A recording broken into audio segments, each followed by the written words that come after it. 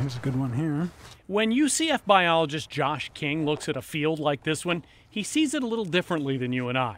He can certainly tell you about the flora and fauna, but his focus is actually down at shovel level. That's because Josh is one of the nation's foremost experts on fire ants. His research has actually earned him the nickname UCF's Fire Ant King. I've developed an allergy to fire ants over the years because I've been stung so many times. Oddly, though, Dr. King never saw fire ants. The common view is that they are a pest. Until he was an adult. Serious pests. There are no fire ants in Maine, where he grew up. That was mostly dirt. But he moved to Florida for his PhD and became fascinated, first with fire ant history.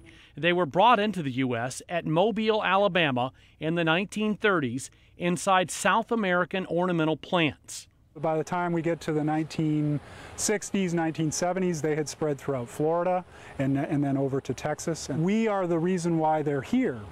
Josh also wants to know what makes fire ants tick, and he's made surprising findings. We have no one else to blame but ourselves for fire ants. And not just because we imported them to our country.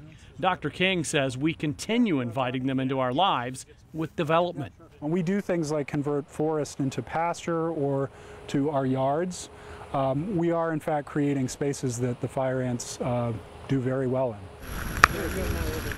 Bare, hot land with little shade is fire ant heaven. They are most common and most abundant in the places where we live.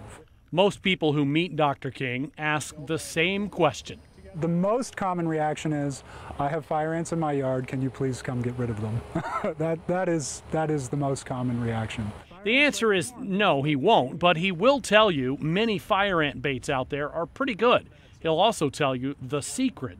There is a secret. That is the most effective is very hot water. Probably need about 10 or 15 gallons of boiling or near boiling water, but it's very effective. It eliminates the colonies immediately. But make no mistake, they will probably come back because we keep sending them engraved invitations. We create perfect habitat for fire ants. Tom Johnson.